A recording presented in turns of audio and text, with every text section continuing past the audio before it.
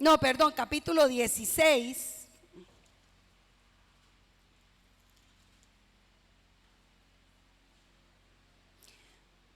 Y ahorita, y el versículo 13.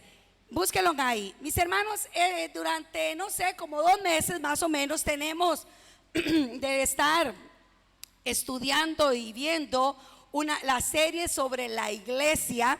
El pastor nos estuvo predicando varios domingos acerca de qué era la iglesia, y en estos últimos domingos nos ha estado hablando acerca del liderazgo de la iglesia. Uno podría decir que bueno, ¿por qué será que el pastor predica eso de liderazgo? Yo no soy pastor, ni voy a ser pastor, ni soy líder, etcétera. Pero saben una cosa, mis hermanos, nosotros no podemos limitarnos a pensar que las enseñanzas que se han dado estos domingos sean meramente solo para autoridades de la iglesia, como pastores, líderes, etcétera. Yo creo que cada uno de nosotros, si somos parte de la iglesia, lo que hemos aprendido corresponde para cada uno de nosotros. Porque podríamos caer en errores que el pastor mencionaba, de abusos de autoridad y cosas como estas, y realmente que usted y yo podamos ser servidores de Cristo, porque todos somos servidores de Cristo. Dios nos ha llamado, nos ha rescatado para que seamos servidores de Él, y creo que a todos nos compete haber aprendido todos estos temas. Hoy cerramos esta serie de la iglesia. Y hoy, mis hermanos, tiene un título que es un título muy conocido, y posiblemente ustedes en internet podrían encontrar, no sé, muchas predicaciones, muchos temas, ¿cómo le digo? O páginas que hablen de este título o de este tema en especial. Bueno, yo creo que no es llover sobre mojado, sino que me parece que es un tema sumamente importante. Igual yo le puse el mismo nombre, que se llama La Iglesia Prevalecerá. Y como hoy, mis hermanos, es el final de esta serie, queremos terminar con este tema porque hemos creído que esta es como la cereza en el pastel, ¿verdad? ¿Y cuál es esa cereza del pastel? Es entender que todo lo que hemos aprendido en lo largo de estas semanas acerca de la iglesia, y muchas otras cosas más que se podrían decir, pero no ha habido el tiempo, algo que debemos de rescatar al final de todo es que la iglesia de Cristo prevalecerá. Amén. Recordemos, mis hermanos, que la iglesia de Cristo es una iglesia que es local, es universal. La iglesia es visible y es invisible, y que la iglesia también es humana como es divina. Como es divina, nos hace un grupo de personas diferente a cualquier otro grupo. Nos hace ser de alguna forma una organización totalmente diferente a todas las demás. ¿Por qué? Porque la iglesia de Cristo tiene una característica que es divina. ¿Y eso qué quiere decir? Que somos una iglesia que tiene una característica divina. Es porque Cristo es parte de esta iglesia, o Cristo más bien es el todo de esto. Entonces es importante entender esto, que la iglesia, mis hermanos, no es cualquier reunión, no es cualquier cosa, sino que la iglesia ha sido creada, ha sido comprada, ha sido edificada, ha sido diseñada, mis hermanos, fundamentalmente por el Señor. Amén. Eso nos hace totalmente otra cosa de todo lo creado, de todo lo que podíamos saber, o de todo lo que el mundo pueda creer que es la iglesia. Que a veces piensan que la iglesia es un montón de gente loca, que la iglesia o que la religión o el cristianismo es algo solo para ignorantes, que la fe es solamente para gente que no es estudiada, que es solamente que ha sido inventada para controlar y manipular. No, mis hermanos, eso no es. La iglesia ha venido y ha salido y ha nacido del corazón de Dios. Amén. Bueno, como les decía, hoy concluimos esta serie, y hoy con este tema de que la iglesia prevalecerá es la cereza del pastel.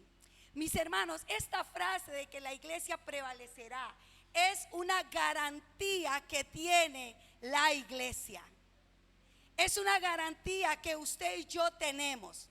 Es como cuando vamos a comprar un electrodoméstico y a usted le compra una refrigeradora y le dan una garantía por 3 años. ¿Qué quiere decir eso? Bueno, de que esa refrigeradora posiblemente la empresa que la hizo está asegurando que posiblemente en 3 años a usted no se le va a dañar ese artículo, ¿cierto? Bueno, cuando hemos comprado, yo no sé ahora, yo creo que ya no tanto, pero hace mucho tiempo la marca Atlas tenía algo muy característico y creo que muchos de nosotros nos gustaba esta marca porque no tenía 1 año de garantía ni 3. Muchos de los electrodomésticos de la marca Atlas tenían 10 años de garantía. Eso hablaba mucho de aquel producto, ¿verdad? Porque entre más garantía, eso quería decir que el producto era de muy buena calidad y que usted posiblemente no iba a sufrir durante esos 10 años, los primeros 10 años, ¿verdad? Y si se le dañaba, pues la empresa se hace responsable, ¿verdad? Pero es como una seguridad que la empresa nos da. Bueno, ¿saben ustedes? El Señor nos ha dado a la iglesia, a usted y a mí, una garantía. Y no por 1 año, ni 3, ni 10, sino para siempre. De que la iglesia va a prevalecer para siempre. Y ha prevalecido todavía en estos últimos 2000 años, a pesar que ha pasado muchísimas cosas. Pero bueno, ahí lo vamos a ir viendo. Bueno, les decía entonces que buscaran conmigo Mateo capítulo 16 y vamos a estar leyendo el versículo 13 hasta, vamos a ver, yo creo que ya se me perdió. 13 hasta el 20. ¿Cómo es que nosotros sabemos como iglesia, mis hermanos, de que la iglesia de Cristo de verdad va a triunfar? ¿Cómo es que nosotros realmente podemos tener la seguridad de que esto sea cierto? Si en lo más, o sea, cada vez que vemos que pasan los años, vemos cada vez más cómo la iglesia es desvalorizada, cómo la iglesia es menospreciada, criticada, atacada. ¿Cómo es que podemos tener esa certeza? ¿Cómo es que podemos tener esa seguridad? ¿Saben cómo, mis hermanos? Porque esa seguridad y esa garantía viene directamente de Cristo. Cristo, con su propia boca y con sus propias palabras, le prometió a su iglesia esa garantía. Y por lo tanto, si Cristo lo dijo y si Cristo lo prometió, eso va a ser así. Amén. Vamos a buscar entonces. Vamos a empezar, bueno, antes de leer vamos a orar. Señor, gracias te queremos dar en esta mañana, Cristo, por tu palabra. Porque cuando abrimos las páginas de este libro podemos ver tus promesas. Y una de ellas es ver la garantía, Señor, de que tu iglesia, nosotros, mis hermanos y yo, que somos parte de la iglesia tuya, Señor, vamos a permanecer hasta la eternidad. Sin importar los ataques que tengamos, Señor, tú serás fiel a tu palabra, Señor. Te pido que en esta mañana nos hables, abre a nuestro entendimiento y a nuestro corazón y a nuestro espíritu, Señor, y que podamos salir de aquí animados, que podamos salir de aquí, Señor, oh Dios, entendiendo el poder que tú has dado y has entregado a tu iglesia. Que no somos unos cuantos pelagatos, no, sino que somos el pueblo tuyo, el pueblo de Dios que es santo y que ha sido comprado con tu sangre, Señor. Y que tú eres el Señor de la iglesia y que tú la compraste, Señor. Tú diste tu vida y tú prometiste que tú estarás con nosotros hasta el fin del mundo, Señor. Y esto, Señor, que sea de una motivación para cada uno de nosotros que pertenecemos a tu iglesia, Señor. Amén y amén. Dice entonces el versículo 13, vamos a empezar a leer. Viniendo Jesús a la región de Cesarea de Filipo, preguntó a sus discípulos diciendo: ¿quién dice los hombres que es el Hijo del Hombre? Ellos dijeron: unos Juan el Bautista, otros Elías y otros Jeremías o alguno de los profetas. Contestaron ellos. Él les dijo: ¿y vosotros quién decís que soy yo? Respondiendo Simón Pedro dijo: tú eres Cristo, el Hijo del Dios viviente. Entonces le respondió Jesús: bienaventurado eres, Simón, hijo de Jonás, porque no te lo reveló carne ni sangre, sino mi Padre que está en los cielos. Y yo también te digo que tú eres Pedro, y sobre esta roca edificaré mi iglesia, y las puertas del Hades no prevalecerán contra ella. Y a ti te daré las llaves del reino de los cielos, y todo lo que atares en la tierra será atado en los cielos, y todo lo que desatares en la tierra será desatado en los cielos. Entonces mandó a sus discípulos que a nadie dijesen que él era Jesús el Cristo. Mis hermanos, hemos venido viendo en la serie del libro de Mateo, en los capítulos adelante, hemos venido viendo cómo Cristo ha venido haciendo grandes milagros en la tierra de Galilea. Cesarea de Filipos queda más o menos a unos 40 kilómetros al norte, si no me equivoco, de ese lugar de Galilea.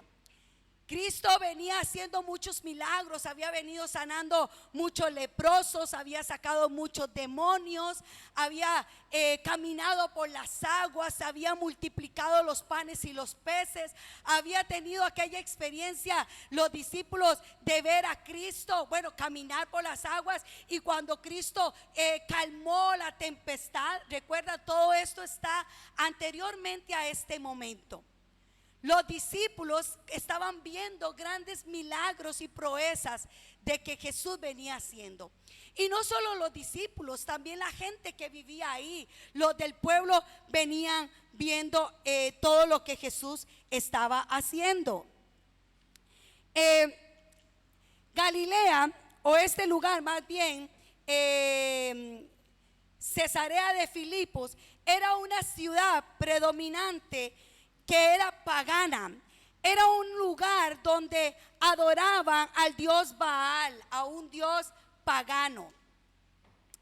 Y en este momento, cuando Jesús está aquí hablando con los discípulos, Jesús está en un punto culminante de su ministerio. Como les decía, Jesús venía haciendo muchas grandes proezas. Entonces Jesús venía realmente en un punto muy importante de su ministerio. Muchos conocían entonces los milagros que él venía haciendo, pero muchos también, mis hermanos, se preguntaban: ¿pero quién es este?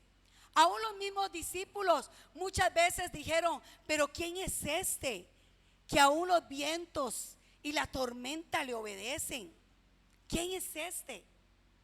Otros por allá, mis hermanos, también decían: ¿pero no es este el hijo de David? O sea, algunas de las personas de este pueblo decían: ¿pero no es este el hijo de José, el carpintero? ¿No es este aquel chiquillo que veíamos caminar ahí? ¿No es este? Algunos tenían esa duda de creer si Jesús era realmente el Mesías. Aún, como le digo, los mismos discípulos. Recuerden también que una vez Juan el Bautista también tuvo esa duda. Cuando Juan el Bautista estaba en la cárcel, mandó a sus discípulos a preguntarle a Jesús: ¿eres tú? ¿Eres tú el que estábamos esperando o tenemos que esperar a otro? Imagínense, Juan el Bautista, que era el que venía preparando el camino, el que lo bautizó, el que vio cuando los cielos se abrieron y descendió el Espíritu Santo como una paloma, y escuchó la voz que dijo: este es mi Hijo amado en quien tengo complacencia.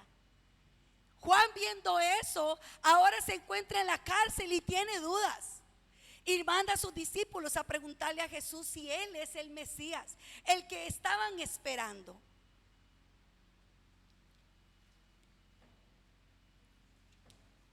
Bueno, quiero decirles, mis hermanos, que Jesús está ahí en un momento posiblemente de intimidad con sus discípulos. Y no es porque Jesús no sepa, porque Él es Dios. Aunque Él está ahí en una condición humana, Él sigue siendo Dios. Y Él podía conocer el pensamiento y el corazón. Pero era importante que esto sucediera, este momento que vamos a estar viendo. Vemos el versículo 14, dice que Jesús preguntó a sus discípulos diciendo: ¿quién dicen los hombres que es el Hijo del Hombre? Jesús le dice a sus discípulos: cuéntenme, ¿quién dice la gente? ¿Quién es el Hijo del Hombre? Entonces los discípulos le dicen: bueno, algunos dicen que eres Elías, otros dicen que eres Juan el Bautista, otros dicen que eres Jeremías o alguno de los profetas. Posiblemente algunos de los discípulos pensaron: bueno, y otros también dicen que eres Belcebú, pero no se lo dijeron porque, ¿verdad? Pero recuerden ustedes que muchos decían eso, que los milagros que Jesús hacía era porque era por el poder de Belcebú, ¿verdad? Que Él venía en nombre de Satanás. Pero bueno, los discípulos no le dijeron eso, pero también la gente lo decía. Pero Jesús escucha eso, lo que los discípulos le cuentan de lo que las demás personas dicen. Tal vez era importante, pero no era tan importante.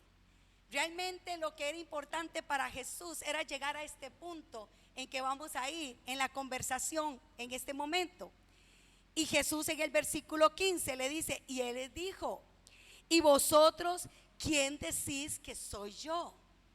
O sea, ustedes que caminan conmigo, que han visto que yo he hecho milagros, que han comido y dormido conmigo, que han pasado 24/7 conmigo. A mí me interesa saber, ¿quiénes dicen ustedes quién soy yo? Vean algo importante. Jesús, la pregunta que está haciendo es una pregunta en plural. Lo está diciendo a todos los 12 discípulos: ¿quiénes dicen ustedes que soy yo?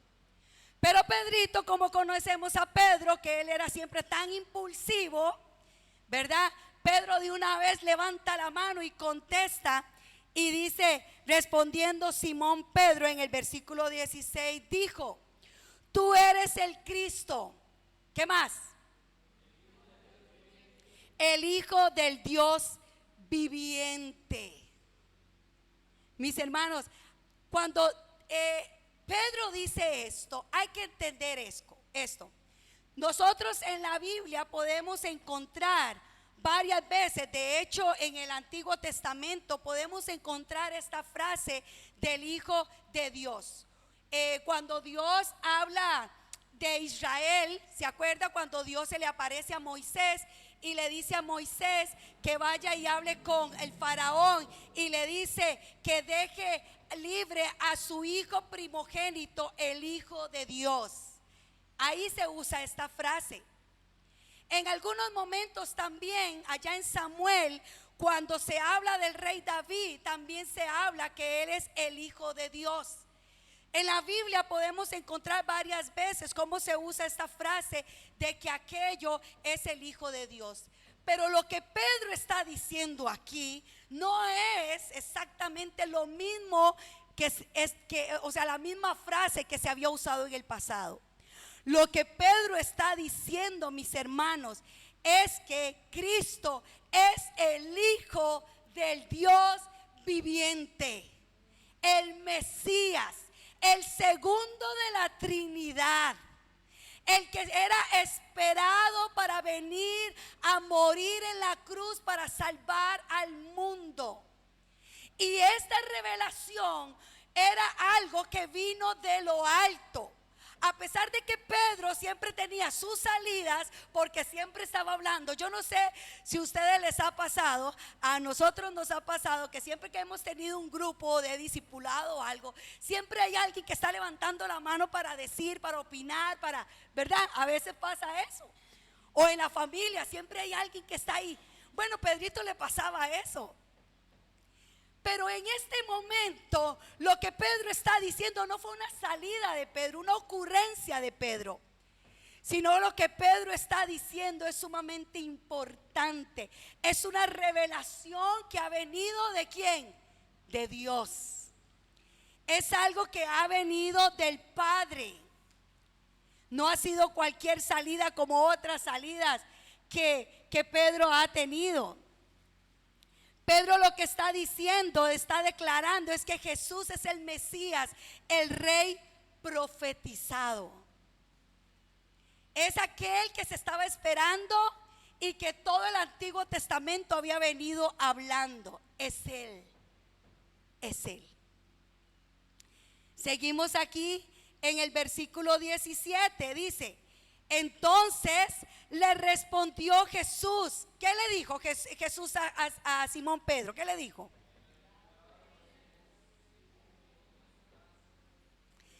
Exacto. Bienaventurado eres, Simón, hijo de Jonás, porque no te lo reveló ¿qué? Sino mi Padre que está en los cielos. Eres bienaventurado, Simón, hijo de Jonás. ¿Saben lo que Jesús está queriendo decir aquí cuando le dice esto a Pedro? Es que eres bienaventurado, tú, hijo de hombre, humano, terrestre, hecho de carne, tú, Simón, hijo de Jonás. O sea, tú que tienes una descendencia humana, eres bienaventurado. O sea, esto no es algo de la carne. Esto no es porque eres muy inteligente, Pedrito, no. Esto te ha sido revelado, dice, dice, por ni carne ni sangre, sino por mi Padre que está en los cielos. Cuando Jesús viene aquí a la tierra, mis hermanos, a morir por nosotros, Él viene a mostrarnos al Padre. ¿Se acuerdan? Él constantemente lo estaba diciendo. Si me ven a mí, han visto al Padre. Yo vengo a mostrarles al Padre. Yo vengo a hablarles de lo que el Padre quiere que yo les hable. Pues ahora aquí, mis hermanos, vemos cómo el Padre está trayendo una revelación de su Hijo a sus discípulos. El Padre ahora está dando esa oportunidad de que los discípulos puedan tener esta revelación divina, mis hermanos. Esto definitivamente, como les digo, mis hermanos, no es que algo que se pueda entender porque seamos muy inteligentes. Aún ni usted ni yo, la revelación que usted y yo tenemos de Dios, de Cristo, no es humana, mis hermanos. No es humana. El hecho de que usted y yo estemos sentados en este lugar y seamos parte de la iglesia de Cristo no es algo humano, no es porque usted quiera. Dice la palabra que no es por aquel que quiere y que corre, no, es por aquel que Él tenga misericordia. Y es aquel que Dios tenga esa misericordia de revelarse al hombre. La revelación que ha sido dada a nosotros como iglesia, mis hermanos, ha sido una intervención divina. Si esto que Pedro conocía a Jesús, dormía con Jesús, comía con Jesús, lo vio caminar en el mar y un día empezó a caminar también en el mar. Y esto que Pedro vio los grandes milagros que Jesús hacía, aún así no entendía, no tenía claro, y no solo Pedro, todos los discípulos no tenían claro realmente esto. Imagínense usted y yo, mis hermanos, que creemos solo por fe. que es por fe. Nosotros no tenemos a Cristo aquí parado, hablándonos y predicándonos, no. Esta revelación que la iglesia tiene de Cristo es por fe, porque no lo vemos. Así que esto solo puede venir, mis hermanos, de Dios. Solo por esta intervención divina es que nosotros lo podemos entender. Y eso es lo que Cristo le está diciendo a Pedro, que esto no ha sido por un asunto humano, sino ha sido por una revelación de Dios. Y lo que Cristo está también diciéndole a sus discípulos es: aquí está Dios hecho carne.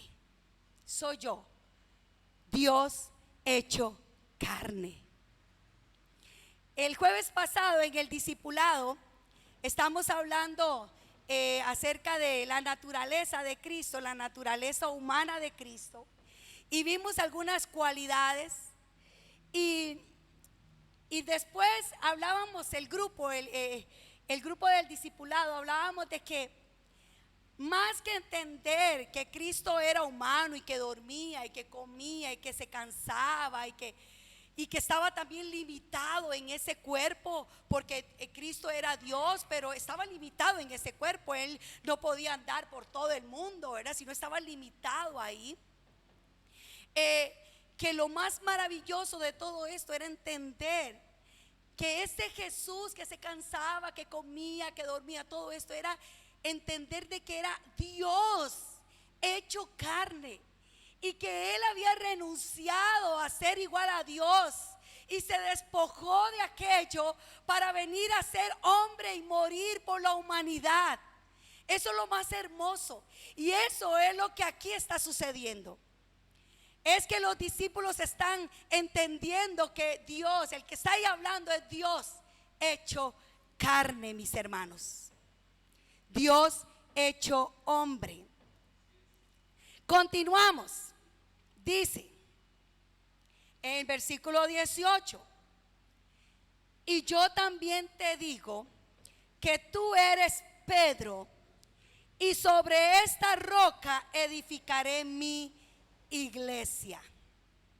Mis hermanos, Pedro significa, bueno, en hebreo se dice Petros, también se puede decir Petra, y lo que significa es piedra o roca.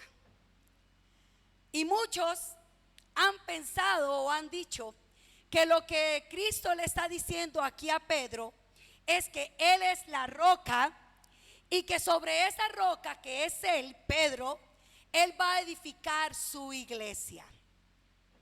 Pero realmente, mis hermanos, si usted y yo estudiamos la Biblia y conocemos todo el contexto de la Biblia acerca de esto, no podríamos pensar que eso era lo que Jesús estaba diciendo.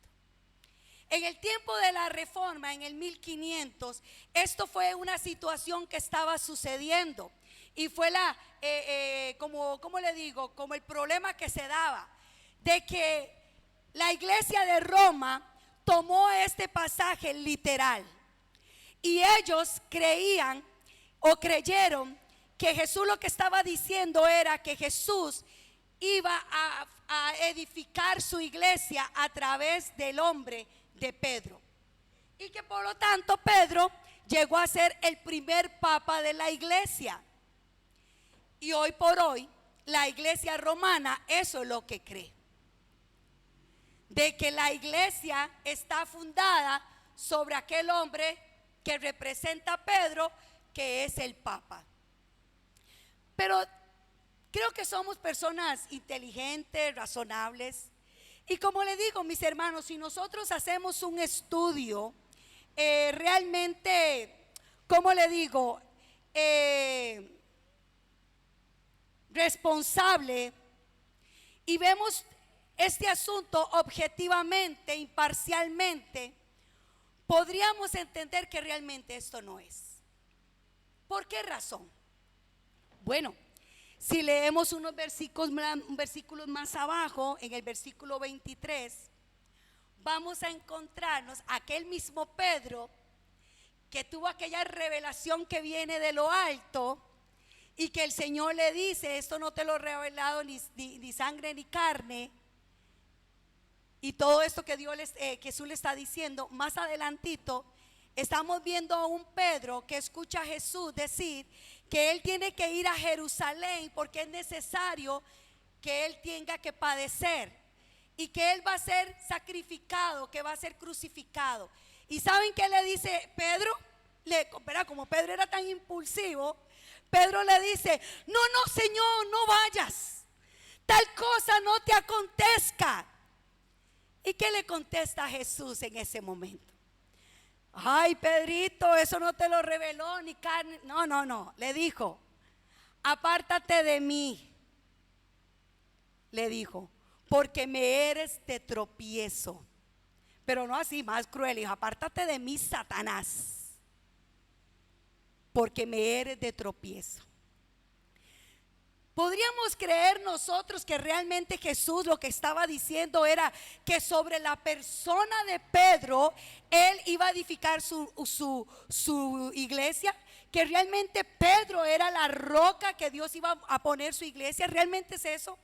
No podríamos pensar en esto, mis hermanos, porque la iglesia, hablábamos antes, que tiene un carácter divino, un carácter espiritual. Y la iglesia de Cristo ha sido comprada por la sangre de Cristo. Y no puede ser jamás que esté sobre un ser humano limitado como usted y como yo. Tal asunto como la iglesia, que es tan grande y que va a prevalecer por la eternidad, no podríamos pensar que está sobre un hombre. Y que eso fue lo que Jesús quería decir. No. Más adelante podemos ver cuando Jesús le dice a Pedro que él lo va a negar 3 veces. Y saben, después de que el gallo cantó 3 veces, ya Jesús se lo había dicho, pero hasta que después de que el gallo cantó 3 veces, Pedro se acordó de lo que Jesús le había dicho. No, mis hermanos, si hacemos un estudio realmente de la palabra, no podríamos nosotros pensar que eso es lo que Jesús está diciendo. Lo que Jesús está diciendo es que aquella confesión que Pedro está teniendo, que ha venido de lo alto, esa es la roca, que es Él. Él, aquello que se está proclamando de Él, esa es la roca. Y sobre esa roca que es Él, la iglesia iba a ser edificada. Por supuesto, y ahora lo vamos a ver, los apóstoles han sido un fundamento principal para el cristianismo. Ahí lo vemos en nuestro versículo lema, que dice que es sobre el fundamento de los apóstoles. O sea, vamos a ser edificados sobre el fundamento de los apóstoles. Pero sobre ellos como hombres, no, sino sobre lo que Dios le había dado a estos hombres, que era la verdad, que era el evangelio.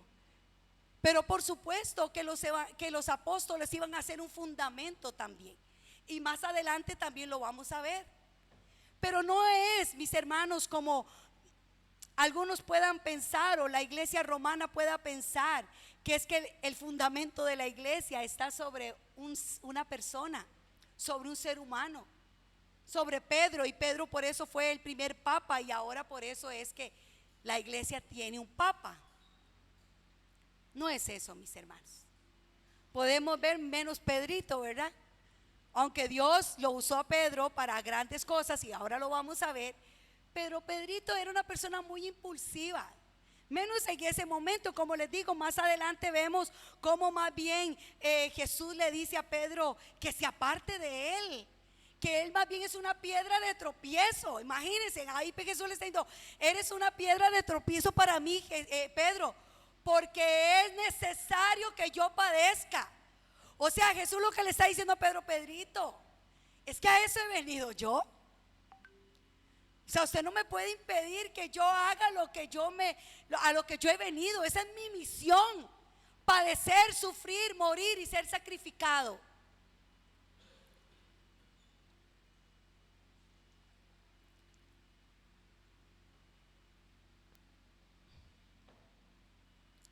el Antiguo Testamento, mis hermanos, todo lo dirige hacia Cristo, que es la roca. El Nuevo Testamento todo gira alrededor de que Cristo es la roca. Y aún el mismo Pedro, mis hermanos, más adelante nos habla de que Cristo es la piedra angular, que Él es la roca. Y quiero que busquen conmigo Primera de Pedro, capítulo 2.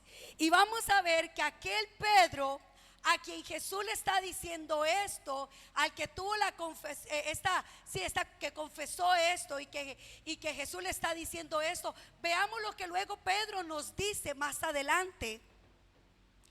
Dice en Primera de Pedro capítulo 2 versículo 4: acercaos a Él, piedra viva, desechada ciertamente por los hombres, mas para Dios escogida y preciosa.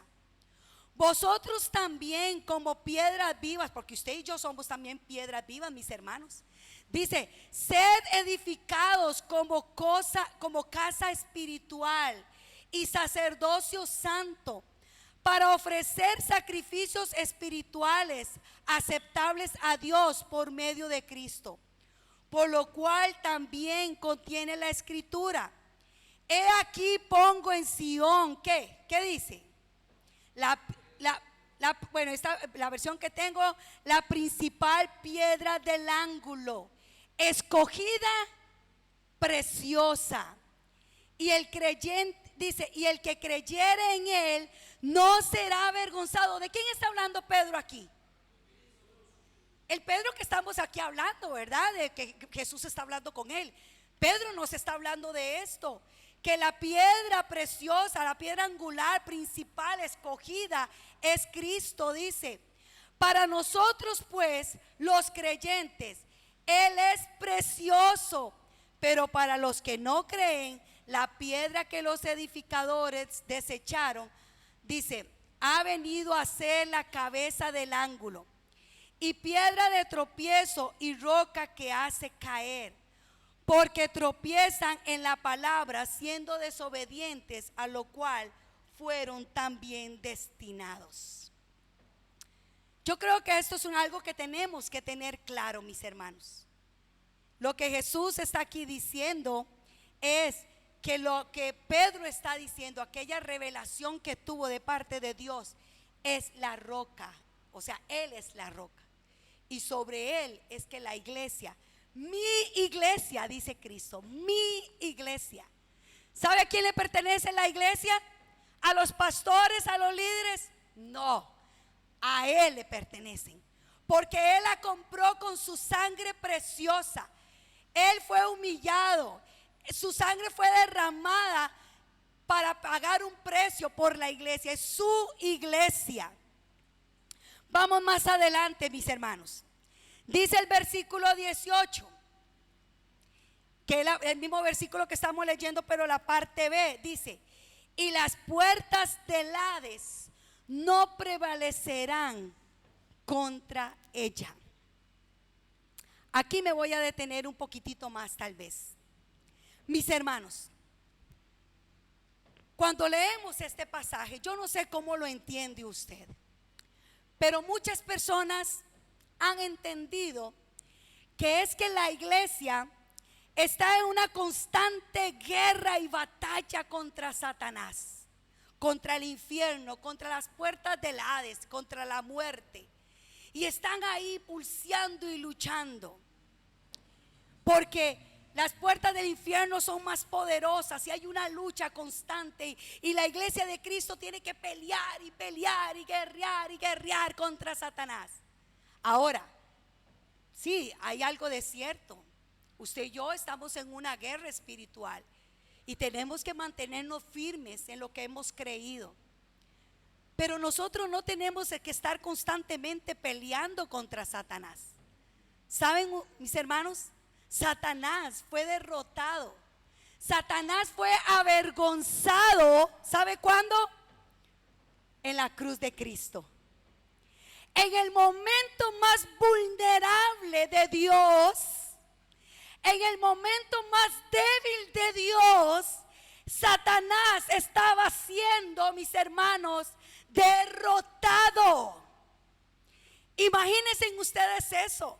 En el momento más difícil de Cristo, Satanás estaba siendo, mis hermanos, vencido. Ahí Satanás fue vencido. Por eso Cristo murió en la cruz, mis hermanos. Por eso la iglesia no tiene que estar constantemente viendo a ver cómo pelea, cómo se defiende contra Satanás. No, mis hermanos, sí es cierto. Esta lucha no es contra carne ni sangre. Y es cierto, hay una lucha, pero es una lucha de que no nos movamos en donde Dios nos ha puesto. Pero no porque Satanás tenga poder sobre nosotros. Dice la palabra de Dios que Él nos ha hecho más que vencedores. ¿Sabe qué quiere decir eso, más que vencedores? Es que usted y yo somos vencedores, disfrutamos de ese triunfo sin haber hecho nada. Sin haber hecho nada. Entonces la iglesia, mis hermanos, no está ahí viendo a ver cómo es amedrentada. Eso no quiere decir el pasaje. El pasaje dice: y las puertas del Hades no prevalecerán contra ella. Pero voy a unir las dos partes del pasaje. Dice, vamos a ver, 18. Y yo también te digo que tú eres Pedro, y sobre esta roca edificaré mi iglesia. Aquí ahora Cristo está hablando de su iglesia, y las puertas del Hades no podrá prevalecer contra ella. ¿Sobre quién está hablando Cristo aquí? Sobre la iglesia. ¿Y sabe qué está hablando aquí? ¿Sabe qué significa prevalecer? Prevalecer significa, mis hermanos, que no va a poder resistirse, que no va a poder mantenerse.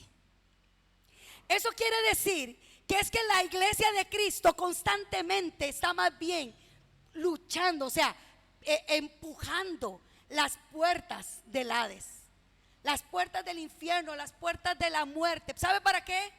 Para sacar a aquellos que se están perdiendo, porque esa es la misión de la iglesia: predicar el evangelio para que la gente sea salva. Y entonces lo que Jesús está diciendo es que el diablo con todos sus secuaces, el infierno mismo, la muerte misma, las puertas no pueden resistir y no se van a poder mantener contra esa lucha que trae la iglesia.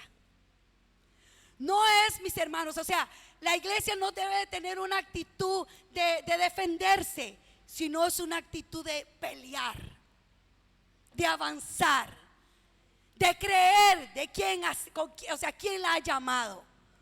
No de que hoy no, qué miedo, qué susto. Y es que ahora con todo lo que está sucediendo, ahora con todo esto de la Agenda 2030, y ahora con todo esto de que, y luego viene la persecución, y si nos matan por ser cristianos, y es que ahora con todo esto de la ideología del género, y ahora los jóvenes que ya no quieren creer en Dios, y que ahora la mayoría de la gente es atea, y que la iglesia es criticada, y ahora ¿qué va a pasar con la iglesia? Prevalecerá. La iglesia sí va a resistir, la iglesia sí se va a mantener hasta la eternidad, mis hermanos, como lo ha hecho en estos últimos 2000 años.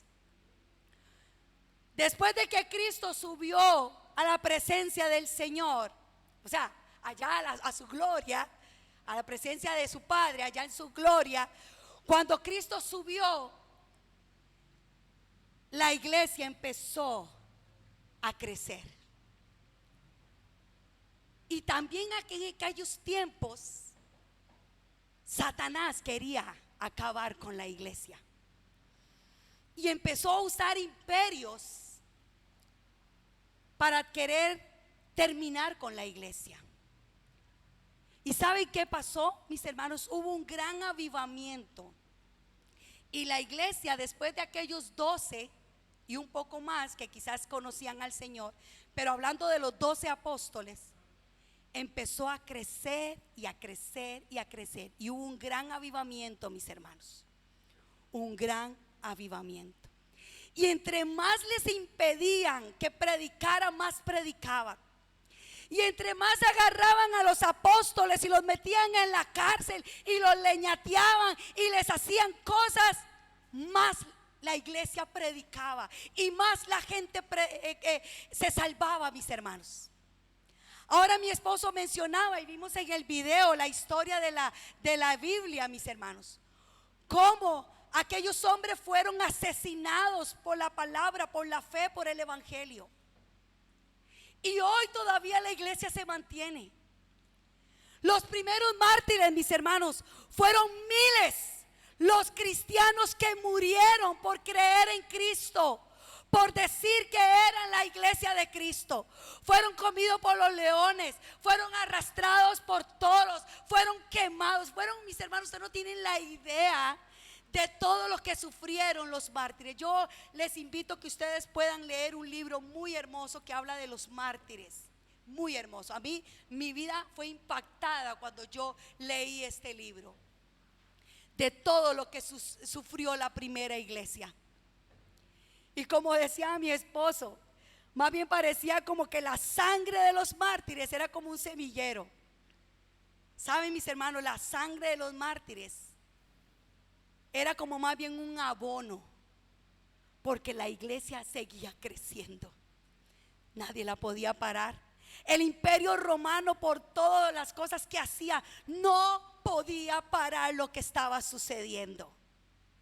Así que no crean, mis hermanos, que hoy por hoy alguien pueda parar la iglesia de Cristo. No, es cierto, hay muchas cosas que están sucediendo. Es cierto, la iglesia ha sido muy menospreciada, pero la iglesia de Cristo es la iglesia de Cristo y va a permanecer. Es cierto, mis hermanos, hoy en día, lamentablemente, muchas naciones que empezaron hace muchos años, que fueron naciones evangelizadas, que fueron naciones que hablaban de Cristo y predicaban a Cristo, hoy lamentablemente muchas de esas naciones le han dado la espalda a Cristo.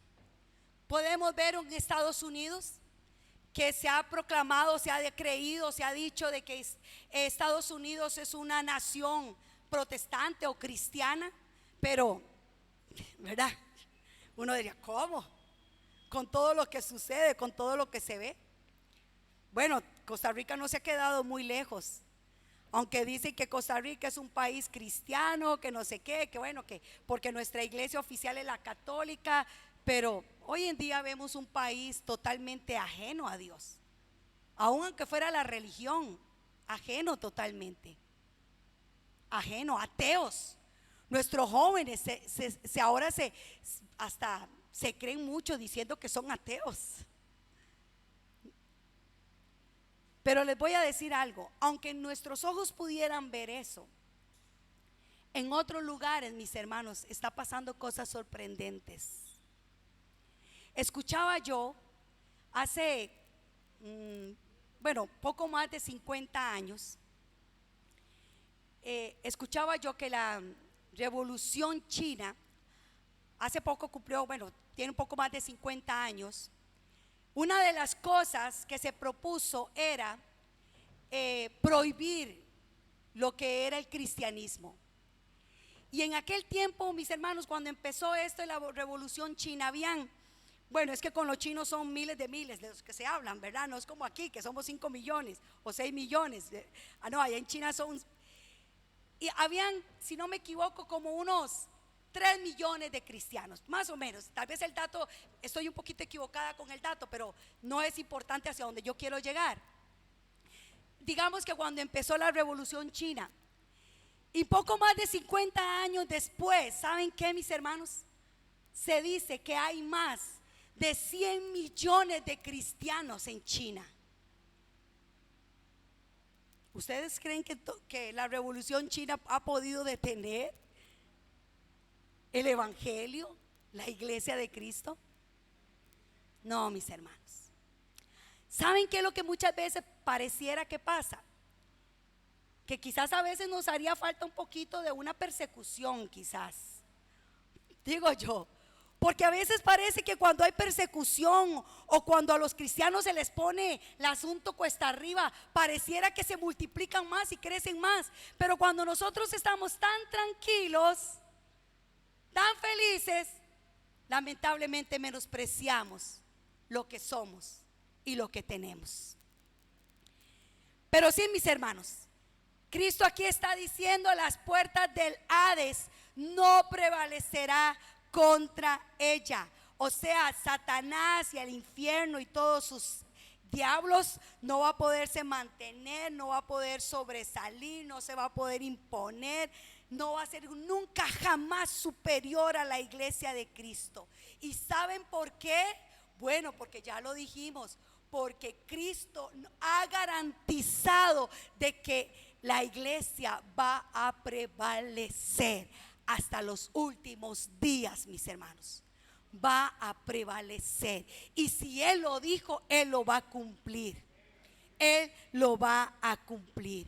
Aunque vengan tiempos difíciles, mis hermanos, nunca nada va a poder venir a destruir lo que es del Señor. Nunca, mis hermanos. Nunca. Vamos un poquito más adelante.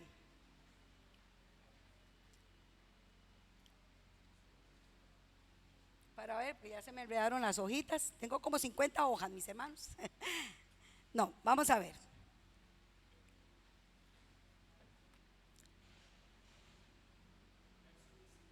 Ajá, el verso 19 dice: y a ti te daré las llaves del reino de los cielos.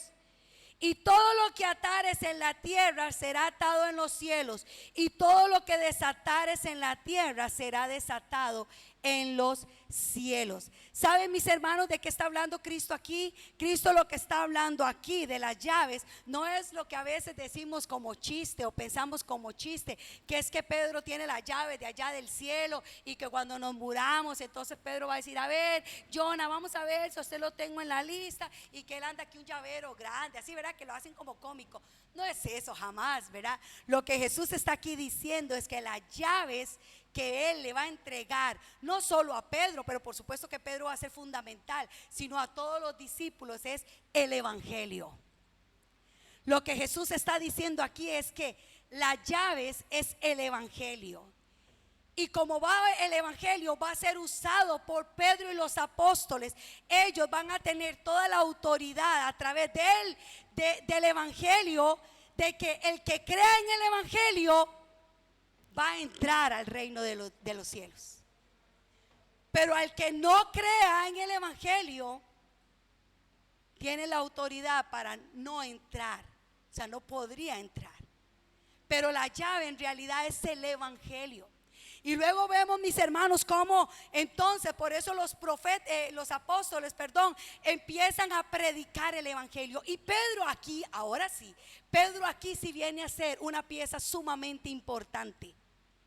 Y aquí es cierto. Jesús le dijo: y a ti te daré las llaves del reino. ¿Saben por qué? Porque Dios iba a usar a Pedro como la punta de lanza para que el Evangelio fuera predicado y la iglesia pudiera crecer.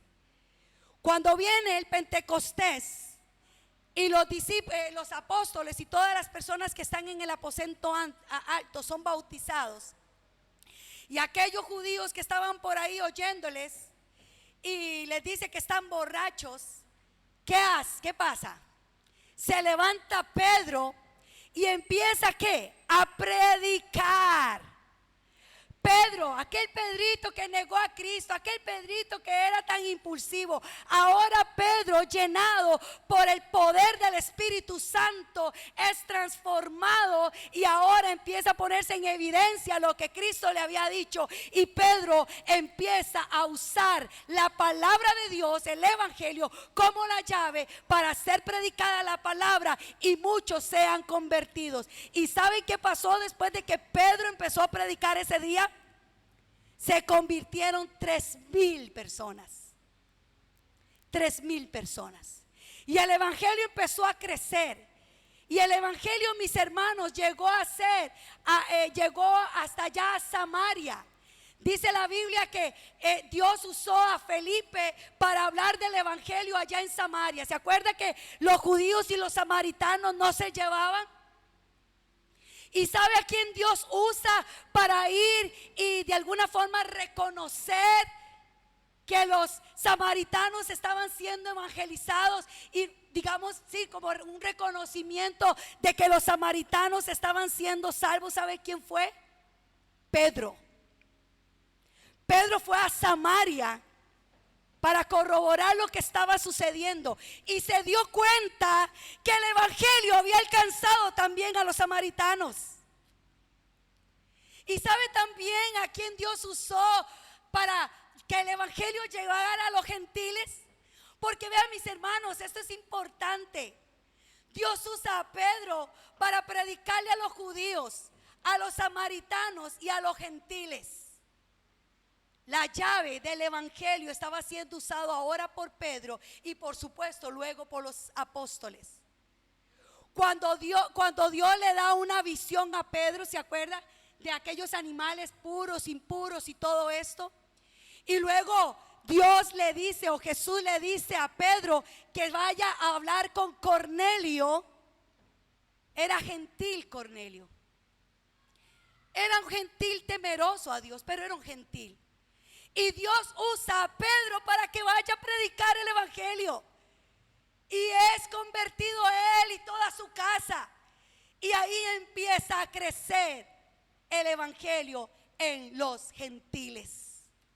Esa es la llave, mis hermanos. Y entonces esa llave del evangelio viene y es abierta. Y la iglesia, mis hermanos, empieza a crecer.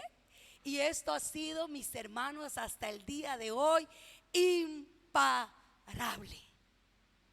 Y será imparable. Y nada, ni nadie va a poder contra la iglesia de Cristo. Nunca.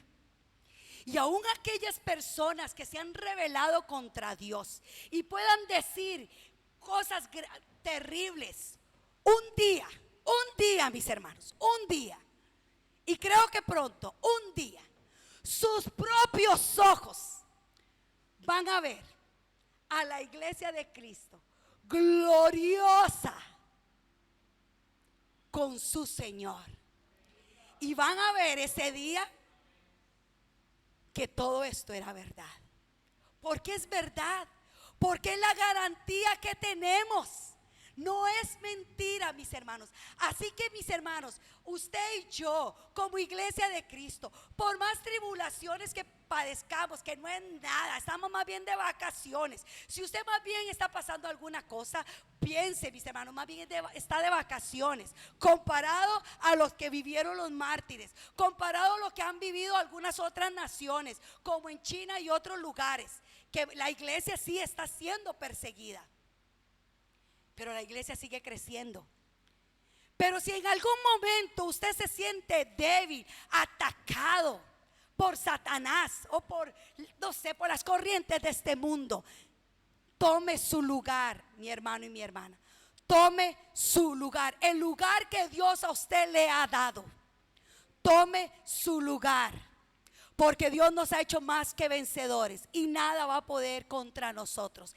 Y nada va a poder contra el evangelio. Y nada va a poder contra la fe. Nada va a poder y nada lo va a detener. Así que aún aquellas personas que se han rebelado contra Dios, ¿por qué no podríamos pensar que Dios pueda tener misericordia de ellos? Sigamos orando, mis hermanos. Sigamos orando por todas estas personas que le han dado la vuelta en la espalda a Dios, que se han rebelado contra Dios. Sigamos orando, porque así como el Señor nos ha rescatado a usted y a mí, el Señor lo puede hacer con otros, porque la iglesia de Dios sigue creciendo, sigue avanzando, mis hermanos. Luego vemos en el último versículo que dice: entonces mandó a sus discípulos que a nadie dijesen que él era Jesús el Cristo.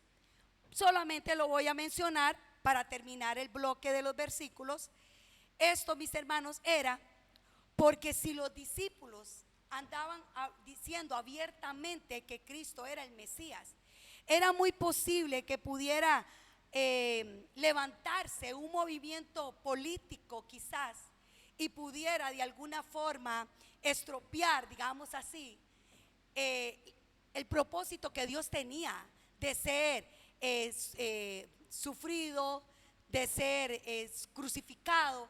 Entonces Cristo le dice a los discípulos que no digan nada, que no lo anden diciendo abiertamente, porque esto podía, no sé, traer algunas otras consecuencias, pero porque iba a llegar el día, el momento en que esto se iba a dar a conocer. Este no era el momento. Este no era el momento. Mis hermanos, la iglesia no es un grupo de personas solamente que venimos, mis hermanos, a la iglesia a orar y adorar, a cantar al Señor. La iglesia no es eso solamente. La iglesia del Señor, mis hermanos, no es un grupo religioso donde nos reunamos, hermanos, para celebrar eventos cristianos. Tampoco es eso, mis hermanos. La iglesia es el pueblo de Dios. La iglesia, usted y yo, mis hermanos, somos la iglesia, el pueblo de Dios. Y hemos sido capacitados por el Espíritu Santo. Mis hermanos, hemos sido capacitados por el Espíritu Santo para vivir, mis hermanos, ¿cómo les digo? Dándole dignidad al llamado que Dios le ha dado a la iglesia. Y esto, mis hermanos, va a hacer temblar las puertas del infierno. Por eso es que el Satanás le tiene miedo a la iglesia, porque al Satanás no le conviene que la iglesia predique el evangelio. A Satanás no le conviene que la iglesia use la llave para sacar a aquellos que se están perdiendo. A Satanás no le conviene. Pero usted y yo, hermanos, tenemos que tomar ese lugar que Dios nos ha dado.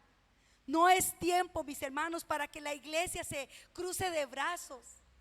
No importa si hemos sido defraudados, si hemos sido decepcionados por la iglesia. Sé que lamentablemente muchos han querido manchar la iglesia.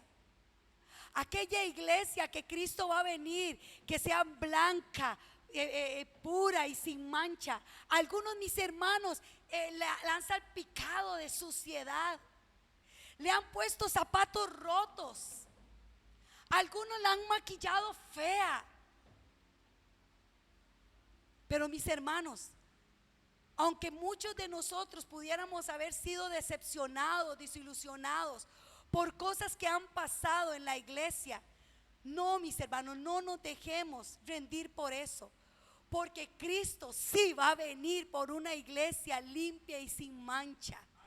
Sí va a venir, sí va a venir.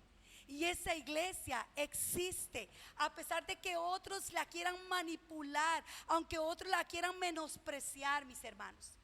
Yo sé que lamentablemente muchos líderes espirituales han hecho cosas muy terribles a nivel de la iglesia, y por eso me pareció muy importante los temas que mi esposo compartió. Pero, mis hermanos, sigamos avanzando, sigamos poniendo nuestros ojos en el autor y consumador de la fe, en el que compró la iglesia, no en lo que pueda suceder. Y que nos mantengamos, mis hermanos, hasta el fin. Hasta el fin. Para terminar, hay un libro muy lindo que yo ya lo leí, pero lo estoy leyendo otra vez, que es un libro del pastor Miguel Núñez, que el libro se llama Una iglesia conforme al corazón de Dios. Hay una parte que dice que, hablando de este tema, dice que estemos dispuestos a decir: primero herido por su causa que escondido y retraído por temor. Que usted y yo como iglesia podamos decir: primero pobre que vendido por dinero. que primero digamos, primero rechazado por vivir en su verdad antes que ser popular y traicionar al evangelio. Prefiero vivir aislado del mundo antes que ser contaminado por el pecado. Y primero muerto antes que negar su nombre, como lo hicieron los mártires, mis hermanos. Primero muertos antes de negar su nombre. No olvidemos esto nunca, mis hermanos, que tenemos una garantía y que el Señor esa garantía la dio para el presente y para el futuro. Para el futuro. Y esa garantía tiene vigencia hasta el día que Él venga. Así que, mis hermanos, nunca olvidemos esto, mis hermanos, y que la iglesia siempre va a prevalecer a pesar de los tiempos, como lo ha hecho en estos últimos más de 2000 años.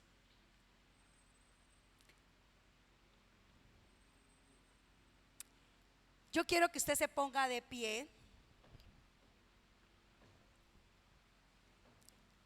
En Juan capítulo 16, versículo 33, el Señor nos habla también y dice: estas cosas os he hablado para que en mí tengáis paz. En el mundo tenéis tribulación. Sí, vamos a tener tribulación. Sí, vamos a tener problemas. Sí, ¿quién dijo que ser cristiano era color de rosa? No. Sí, vamos a tener tribulaciones. Vamos posiblemente a tener persecución. Sí, pero dice: pero confiad, yo he vencido al mundo. Pero lo puse de pie para que usted repita conmigo esta frase.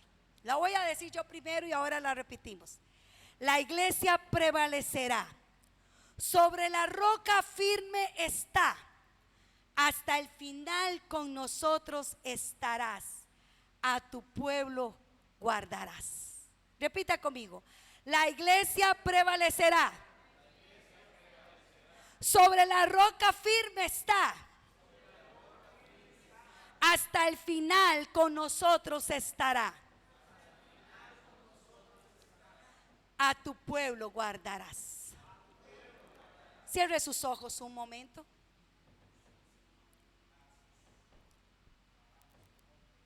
Gracias te damos, Señor. Vamos a escuchar esta canción.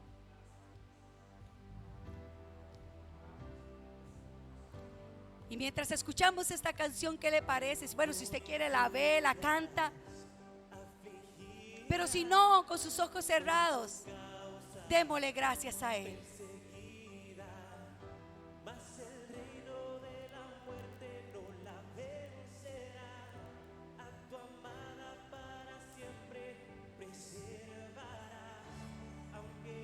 Me la sube un poquito más, por favor. Será sobre la roca firme está. Así es, sí, Señor. Con nosotros estarás, pueblo guardarás.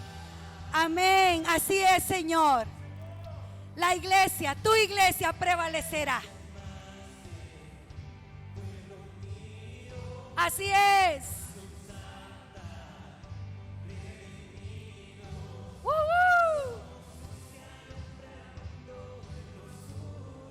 Créalo, mi hermano y mi hermana, créalo. Él lo ha prometido. Así es. Aunque se muevan los montes, la iglesia va a prevalecer. Porque está sobre la roca inmovible que es Cristo Jesús. Y hasta el final Él estará.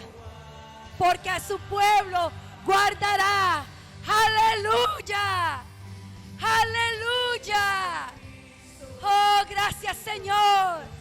Gracias, Señor, porque somos del equipo ganador. Gracias, Señor, porque somos del equipo vencedor. Gracias. Gracias, Señor.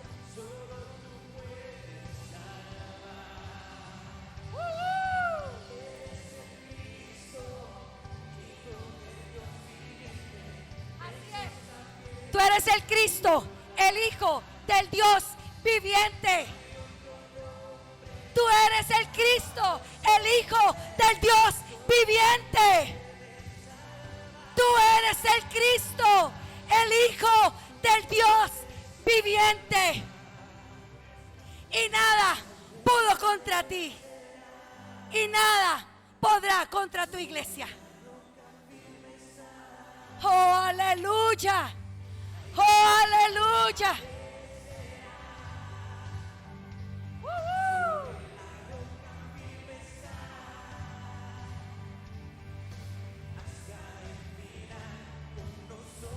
Así es. A tu pueblo guardará. Así es. Sí, Señor. A tu pueblo guardarás. ¿Qué le parece si le damos un fuerte aplauso a ese Señor que nos ha prometido, que nos ha dado la garantía que Él estará con nosotros siempre, siempre, hasta el último de los días? Alabado eres, Señor. Bendito eres.